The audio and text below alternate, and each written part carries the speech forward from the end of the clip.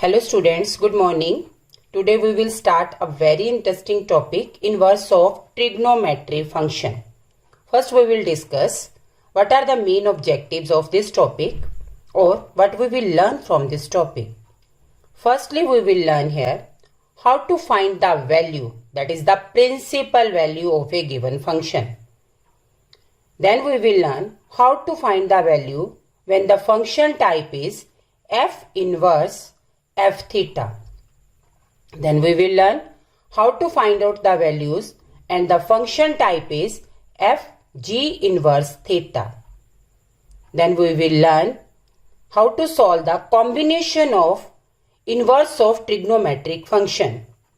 Then we will learn the problem based on the special property, in which we will apply the special formula related to inverse of trigo function.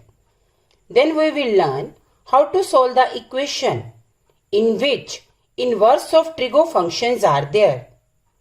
After that, we will learn the important question related to the equation question, in which we will also apply the special properties. Now, before starting this topic, let's discuss what is the inverse of trigo function. All trigonometric functions repeat their values after a fixed interval, means after some period trigonometric value is repeated. So they are neither 1 nor 1 because for one value, if the function is having more than one solution, it is not a 1 Same case, it is not a 2. If not a 1 and 2 condition is there, function is not bijection. And if function is not bijection, we can't find out the inverse there. But as a topic name, inverse of trigonometric functions, if we fix the sum period, then we can find out the value of inverse function there. So if we restrict their domain and codomain, they can be made bijection and can obtain their inverse. So what are their restricted domain and range? For sine function, sine inverse function, its domain is close interval -1 and 1 and its range is for the close interval -π/2 and π/2. Same for the cos inverse function. Restricted domain is -1 and 1 for the close interval and the range is 0 and π for the close interval. And for the tan inverse function, restricted domain is for all real number but the range is restricted for the open interval -π/2 and π/2. Same for the cot inverse, domain is real number and the range is 0 π for the open interval. Secant inverse and cosecant inverse function is also having the restricted domain and range. Now, let's discuss first type, that is how to find out the principal value for a given function. Now, in this type of questions, inverse function is there and one simple value is there. Sine inverse function 1/√2. First you will find out what is the value of sine 1/√2. Sine π/4. That means sine π/4 is 1/√2. At the place of 1/√2 we can put the value sine π/4 there. Now sine and sine value is drop, sine inverse and sine value is drop. The answer is π/4. Very easy. As we have already discussed that the restricted range is -π/2 and π/2. Yeah, our value is also belongs to -π/2 and π/2 for the closed interval. Now, when we have to find out the principal value or any function type values, first condition is there, the value, the theta value is always in positive. Now, I am taking one example in which the value is negative. Cos inverse minus 103 upon 2. First we will convert negative value into positive. So cos inverse minus theta is equal to pi minus cos inverse theta. According to that identity, we are having the positive value here. Now we will find out that under root 3 upon 2 for the cos value is cos pi by 6. Now we can put at the place of under root 3 upon 2 cos pi by 6. Now cos inverse and cos, drop the values. We are having a result pi minus pi by 6. By taking the LCM, we can find out the value. It will be equal to 5 pi by 6. This value also belongs between 0 and pi for the closed interval. Yeah, because this is the restricted range for the cos function. Now, this is the first type how to find out the principal values there. We can also find out the another values when the function type is f inverse f theta. In this type, ratio is same given to you, but one is for the inverse form, other is the as it is form. Sine inverse sine 3 pi by 5.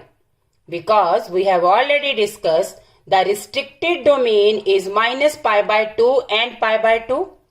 First we will convert 3 pi by 5 into the restricted domain. Sine inverse sine 3 pi by 5. We can find out 3 pi by 5 by obtaining pi minus 2 pi by 5.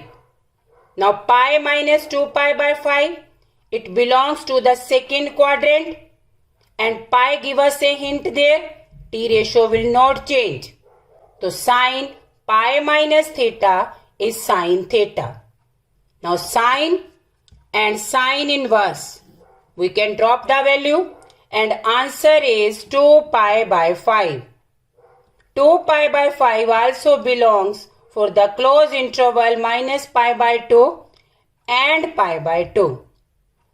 I am taking one more example in which the value is negative here.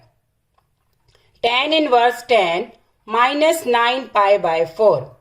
Now here we can apply one identity to make the value positive. So tan minus theta is minus tan theta. This minus sign I am writing at the front. So it will be equal to minus tan inverse tan theta. Now we will convert 9 pi by 4. When we change 9 pi by 4, it will be equal to tan inverse tan 2 pi plus pi by 4. Now 2 pi give us a hint there. It will be lie in the first quadrant. 2 pi is here.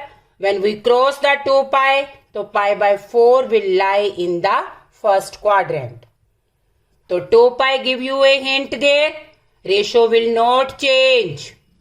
It will be equal to tan and 2 pi plus theta is tan theta. So tan inverse and tan again drop. Pi by 4 is there. This value also belongs to for its restricted range minus pi by 2 and pi by 2 for the open interval. Now we will consider the next function. That's value will be equal to f g inverse x or g inverse theta. Its first step is there. We will convert g inverse function into the f inverse function. Same ratio. Clear? We can convert g inverse into f inverse by applying the Pythagoras theorem. Now I am taking one example. Sine cos inverse 4 upon 5. By taking Pythagoras theorem, we convert cos inverse pi by 4 into sine inverse there. How we can convert? Cos inverse 4 upon 5 means b upon h value is there. Here value of b is equal to 4 and value of h is equal to 5. By applying Pythagoras, h square is equal to p square plus b square. When we find the value, then we can find out p square is equal to 9 and value of p is equal to 3. So sine inverse formula is p upon h. When we put the value p is 3, h is 5, it will be equal to sine inverse 3 upon 5. Now cos inverse 4 upon 5 value. By applying Pythagoras, it converted into sine inverse 3 upon 5 value. Clear? Now we can drop these two ratios, sine inverse and sine. We are having one answer, that is 3 upon 5. I hope this concept is clear to you people. You will receive one link related to this topic. Go through that link also. Do your homework. I hope you will do. Thank you.